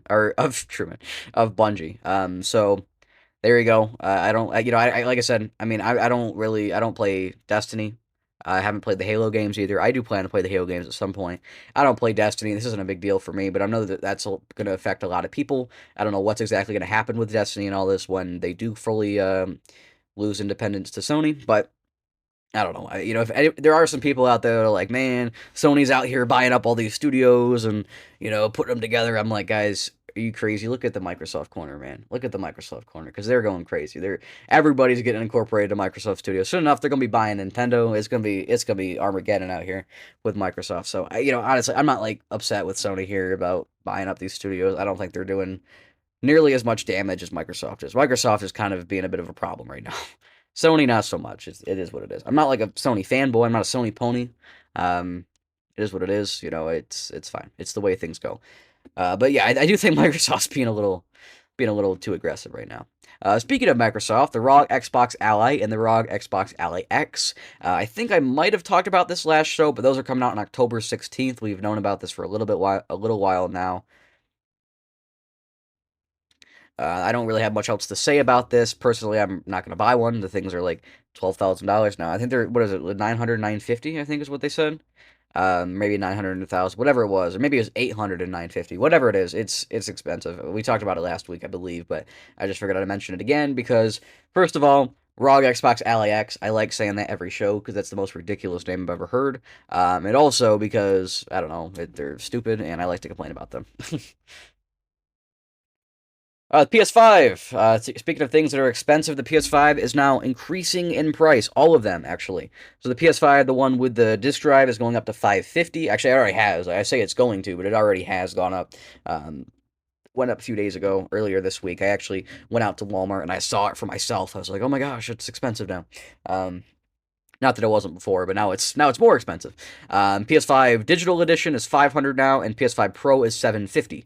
Now, I don't think they're selling that 20th or 30th anniversary thing anymore. But I know that one at one point was $800, so I don't know if they're selling that anymore. I don't think so. But anyway, so the point is, everything's going up. The Xbox was going up, not long ago, and now PlayStation's also going up. I know just a month ago or so, the PlayStation went up everywhere in the world but the US, basically, and now it's gone up also in the US, so we caught up eventually, as it turns out. But anyways, I'm not looking to buy another PS5, but this obviously is going to, take away from people that do want one. It comes even more expensive, even more unattainable, and it's even more pushes the idea that the next console is likely going to be like $1,000, so it's not great, not a great situation, but at the same time, we do kind of expect this kind of stuff, recently with how much everything's been going up. But I think really Meta kind of led the charge here a couple of years ago when they increased the Meta Quest 2, and then they increased it again, and then the 3 came out and they increased that. And it's just like, I think Meta's really been the problem here. But everybody's also raising prices. I know Nintendo, just recently they raised the price of all the Switch 1 stuff, and a couple of the Switch 2 like accessories, like the Pro Controller and stuff went up, the Joy-Cons went up. So everybody's raising prices, basically, and it's not a good situation, but at least the games aren't necessarily going up in quite the same way. I know people are like, oh, there's $80 games on Switch 2. Honestly, though, because of all the third-party stuff, I've found that Switch 2 games are actually cheaper. and an average. The ones I buy, at least, they seem to be cheaper than the Switch One games. But anyway, that's a topic for another time. I don't want to get too much into that. All right, so I know I said earlier the next big announcement thing was the Game Awards, but I actually forgot about Tokyo Game Show. I was reading this article, so new Forza Horizon game hasn't been announced yet, but there's a rumor saying that it could be announced at this Tokyo Game Show. So there was a Australian car importer, and they tweeted out that they had people from the Forza Horizon Studio Playground games taking pictures of cars, KEI, I don't know how to say that, cars, to about something related to putting them in Forza. I think they were taking pictures to use them. It says to use them as the basis for their digital versions. So some people have taken this because I guess these cars are very popular in Japan. Some people have suggested that this is evidence of the Forza Horizon game. I don't know all the details here. I'm just kind of paraphrasing. The Forza Horizon game could be in Japan. The Forza Horizon 6. Forza Horizon 6 could end up being in Japan. Also, because they were saying it could be announced at the Tokyo Game Show, that's also, people are using that as evidence that it could be in Japan as well, because, they would announce it in the place that it's coming out. I don't know. I don't know all the details here. I'm not going to read through all these things. I hadn't heard this information until I was looking up stuff for this podcast episode. So I don't know all the details. You should probably go find somebody who actually does know all the details.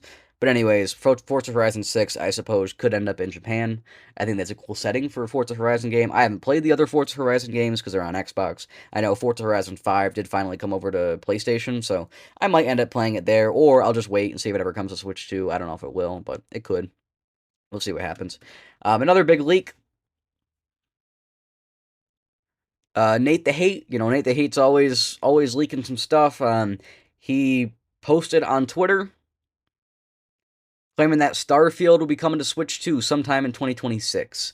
Starfield is obviously that one, pretty much the only game Microsoft's put out in the last 5 years. No, not quite, but it's one of the only ones. And obviously, so there was the leak from Nate the Hate, but we also had Instant Gaming. They're an online retailer of video games.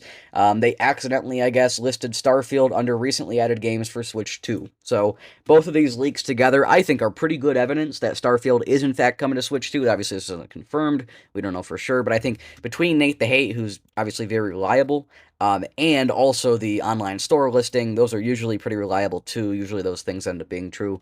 I do believe that Starfield is truly coming to the Switch 2. Now, who knows when it's going to be? Nate the Hate says 2026. Who knows? It could end up being later. We'll see what happens, but it does seem like Starfield is going to come to Switch 2. Starfield seems like the kind of game that I'll probably see what the reception is, how well it runs on Switch 2, and then I'll consider playing it. So I'm not going to jump on it immediately, though. I'm not really too excited about it, but it seems mildly interesting. So if it runs well, maybe. Because I don't want to play it on Xbox. I guess I could play it on PlayStation as well, but I don't know. If it comes to Switch 2 and it runs well, I might consider it. Metroid Prime 4 got rated by the ESRB. Obviously, this happens a lot. Games get rated for the ESRB shortly before they come out. And sometimes ESRB, they don't put stuff out, but people find stuff that's been rated and before it's been announced. And so sometimes, I don't know, sometimes, we get leaks and stuff from them. This is obviously not a leak, but I don't know, it's not really important news, but Metroid Prime 4 has been rated T for teen, so that's cool, I guess. It's just good to know that that game probably is actually coming out when they say it is. Sometimes it gives us some better confirmation, for sure, because we can't always trust what Nintendo says when it comes to a game like Metroid Prime 4. All right, Yooka-Replayley. I mentioned that a little bit earlier this show. Yooka-Replayley is the remake of the original ukulele game from 2017, 2018, whatever it is. They put out that game, and it was, it was loosely based on Banjo-Kazooie. For those who don't know, Yooka-Laylee is made by Playtonic.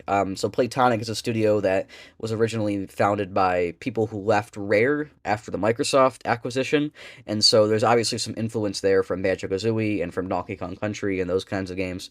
And so, they put out Yooka-Laylee. It did pretty well. It was an indie game, kind of an indie game, sort of, back, a while ago, and it did pretty well. And they put out Yooka-Laylee and the Impossible Layer, which is a 2D version. So the original Yooka-Laylee was kind of based on Banjo-Kazooie, and the Impossible Layer was sort of based on Donkey Kong Country. So they're remaking the first one now.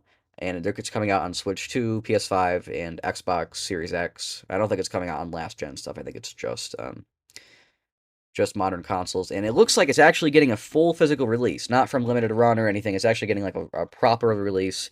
It's going to be $50 apparently, in US, which is crazy. It's another one of those super cheap ones. So I say super cheap. It's still expensive, but it's not as expensive as many. So that's pretty cool. And Video Games Plus, they're a supplier of video games in Canada, but they also, I think they're online, so a lot of people probably buy from the US as well. They showed a screenshot suggesting that there was a full game on the cartridge for Switch 2, and they showed some box art. I don't know if this is, I think this is placeholder box art. So it doesn't say anything about a game key card, but it might not, if it is a game key card. But they are saying that there's a full game on the cartridge, so I'm assuming they're right here. I'm assuming they're not just making this up. So I don't know. I guess it could be, but it does seem like we're actually going to get the full game on the cartridge for Yuka Replay, and it's going to come out physically, and it's only gonna be $50. So if that's gonna happen, I'm all there day one. Let's do it. Let's get Yuka Replay. I'm down. So that's pretty cool. Sonic Racing Cross Worlds, I mentioned earlier. So this is kind of the year of racing games, isn't it? Because we had Mario Kart World, we're having Sonic Racing Cross Worlds, and we're getting Kirby Air Riders. So it's kind of a big thing. They're all coming out on Switch 2. They're coming. I mean, Sonic Racing Cross Worlds coming out everywhere, but they're all coming out on Switch 2. This is coming out on September 25th. So that's really not too far from now. It's actually exactly a month as of today when I'm recording this. Obviously, for anybody who's watching this when it comes out or later, it's going to be later. But anyways, they announced a open network test taking place from the 29th of August, which is pretty soon, to the 1st of September. So I will probably try this out. It's kind of like the drag and drive thing that happened, back weeks ago. But yeah, you're going to be able to play only as Sonic, I believe. But you'll be able to, to try out the game, get a feel for how it races and stuff, and, get an idea for a couple of the tracks and stuff before it comes out, obviously, so they can test their online interface. And I mean, that's going to be pretty common with online games. But yeah, I think it's pretty interesting. I'm kind of interested in Sonic Racing Cross World. It's another thing that I probably won't buy right when it comes out. We'll see. I don't know. Probably not, though. I'm interested to see if it'll have any single-player content. If it does have any sort of, like, story mode or any, like, a Grand Prix thing or anything like that, then I probably will buy it. Maybe not day one, but at some point. But otherwise, we'll see what happens. I know it's going to be, like, a full-price thing, like $70, $80, whatever, so it's going to be expensive. So, I don't know. We'll see what happens. I might buy it, like, next year or something, or later this year. Probably not on launch, but I'll definitely try out this, online network test so I can have an opinion on it because I'm kind of curious about how it feels to control. That'll definitely be a big consideration on whether or not I play it. There's a Lego Genesis or Mega Drive, depending on your region, that's coming out. So they did a Lego Game Boy a while back, but now apparently it's also the Genesis is getting Lego. So Lego keeps putting out a bunch of video game consoles. I saw like a Mega Bloks Xbox 360 at Target the other day as well. So there's a lot of weird stuff like that, I guess. This is the leak, I believe. I don't think it's actually fully confirmed. But yeah, I don't know how I don't know how reliable Lego set leaks are, but it's apparently there's a Genesis controller coming out. I'm assuming that'll mean the console will also come out. So I don't know. It seems believable enough. I don't know if it's happening or not, but based on the leak, it's the 3-button controller with the ABC rather than the ABC XYZ controller. But anyway, so I think that'd be kind of cool. I'm not gonna like buy one, but it's interesting.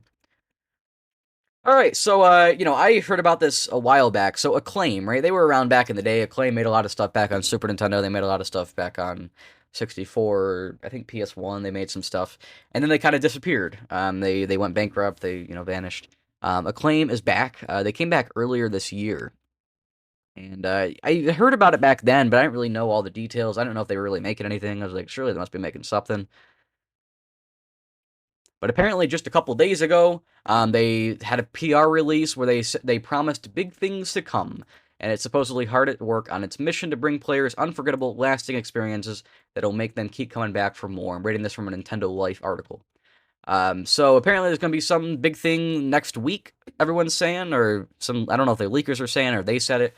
I didn't actually read the post from them, but apparently Apparently there's apparently gonna be some Acclaim stuff. I guess there's a video here linked actually. So I didn't watch this beforehand. I know I've failed here. But yeah, they're teasing something. It says transmission incoming. So I think this is supposed to be from next week. So I don't know what Acclaim's making, but Acclaim's apparently making a new game. Which is definitely weird because they've been gone for a long time, and apparently they're coming back. So cool, I guess. I don't have any attachment to Acclaim specifically, but I guess I suppose that's interesting. So, all right. Sorry if this felt a little rushed of a news segment. The problem is I don't really know about a lot of these things. You know, I basically read all these things earlier today before I recorded this, and so I didn't. I don't feel like I was totally knowledgeable on what I was talking about. So I don't know. I'm not always. I'm not the best. If you're really looking for someone who knows what they're talking about, there's other people better out there. Jeff Gerstmans of the world. But anyways, I like to think that I at least have some knowledge, and I like sharing my opinions on things. So that's kind of why I'm here, and I hope that's why you're here too. But anyways, thanks for watching, everybody. I think this is going to be the end of the podcast episode. This is a pretty good length show. Next episode, I will have started school, so things might slow down a little bit on YouTube. I know they're already pretty slow, but things might slow down even further. Maybe they'll even pick up, though, because maybe I want to put more focus into it. We'll see what happens. I'm not going to promise anything specific, but I do think the podcast will continue to go out every other week. I think this is going to be a fine schedule. I think I'll be able to manage it. Might be a little tough, but I think I'll manage. And I don't know, maybe the podcast episodes will be a little shorter. I hope not, but it might have to be that way because I might just have less to talk about with school going on and everything. So it's going to obviously, I'll find out for sure what's going to happen. Sorry, what's going to happen when I go back to school because then I'll kind of have an idea of what the workload's going to be. So we'll see what happens, but I'm hoping for some time to continue making the podcast, and I think I'll at least be able to continue making it, even if the episodes have to be a little bit shorter. So we'll see what happens. Thanks again for anybody who tuned out, or tuned in, or whatever you did. I don't know. Welcome. Hello. Bye. I don't even know what I'm saying. Anyways, join the Discord down below. Please give me video suggestions. I've been running a little short on ideas for video suggestions lately. You can also email the podcast at notjustnintendo@gmail.com. That is notjustnintendo@gmail.com. You can email any questions in there. You can also, if you're on YouTube or Spotify, you could just comment on the episode and you can leave your questions there. Or you can actually join the Discord and leave your questions in there. There's a channel called Podcast Emails. I don't think anybody's ever used that, so you can use that if you want to. Be the first one, right? With all that said, thanks again. I'm hoping to have a video out next week or so. We'll see what happens. I'm kind of hoping to get things rolling again. I'm probably going to do a Let's Play again. I know I said I wasn't going to do Let's Plays, but I think I am actually going to do another one. And go subscribe to my YouTube channel if you're not there already, and go subscribe to my other YouTube channels. I have a Minecraft one and a geography one, if you're into that kind of stuff. And with all that said, thanks again.